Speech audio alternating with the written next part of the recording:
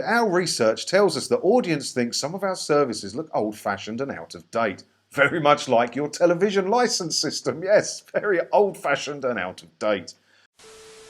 Hi, me again. And there's a lot of people not very happy with the BBC today over the launch of their new logo. Well, if you're a watcher of this channel, you may notice, I think it was July, I made a video about the cost of the new logo. But it's in the paper today. Let's take a look at what they've got to say about this ridiculous situation. BBC savaged for wasting thousands on virtually identical new logo. The corporation released images of the new BBC logo, which uses its bespoke Wraith font, named after the corporation's first Director General, Lord John Wraith. The letters BBC are slightly smaller and placed in blocks with marginally bigger gaps between them than its predecessor. How exciting! An insider told The Sun that the rebrand had cost tens of thousands. Now, I have talked about this before, as I said. If I remember, I'll put the link to that video from July down below, but I keep forgetting to do that. I will try and remember. But it wasn't the actual logo that cost the money, because the BBC employs loads of graphic designers and they outsource loads of graphic design. They're not going to pay tens of thousands for that when they could have done it in-house, unless they bought in some posh agency, which is possible, very possible, isn't it? They spent the money on having a custom font designed. That apparently is where the money went, to have their own font designed so they can use it on all their stuff going forward, their letters and their promotion and the things on the telly can all be written in their own BBC custom font. And apparently that's what's cost the money. Now, do you think that's good value for money, having your own custom font made? Yeah, I've worked in design and graphic design and that for a few years, and I have made a few fonts of my own, and it didn't cost tens of thousands of pounds. In fact, most of them were free, using free online tools that were available.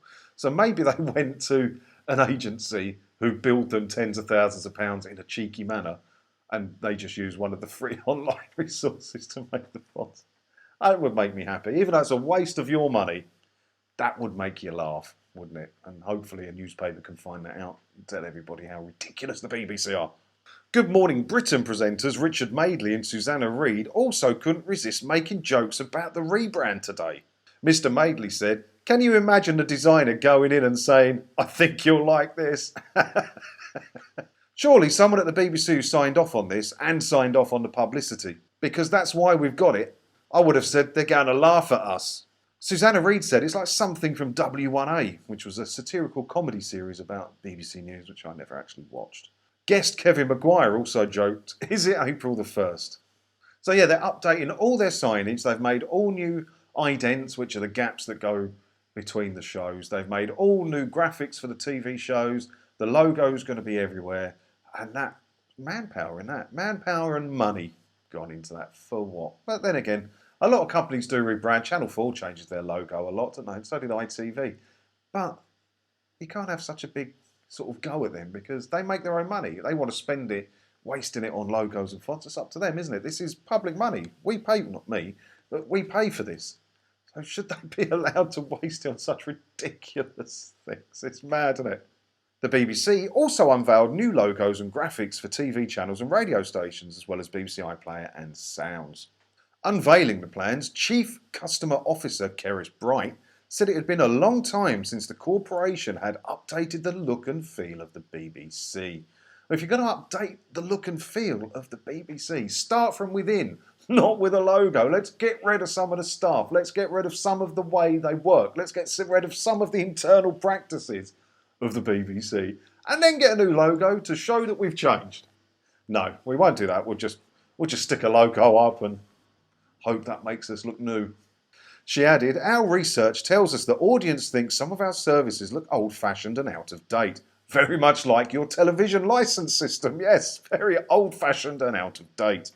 They want a modern BBC that is easier to use and navigate to find the content they love and enjoy, and a logo's going to help them do that." I don't know, I think it's ridiculous, isn't it? What do you think? Tens of thousands of pounds on a font and a new logo, and then loads of man-hours and idents and pissing about, all to make the BBC look more modern and fresh. Where a great way to make the BBC more modern and fresh would be to start cutting some of the rotten wood away from the inside of the BBC. You know, get rid of some of the staff. Let's slim things down and let's get rid of the television license, because that'll make it a damn sight more modern than a new logo, wouldn't it?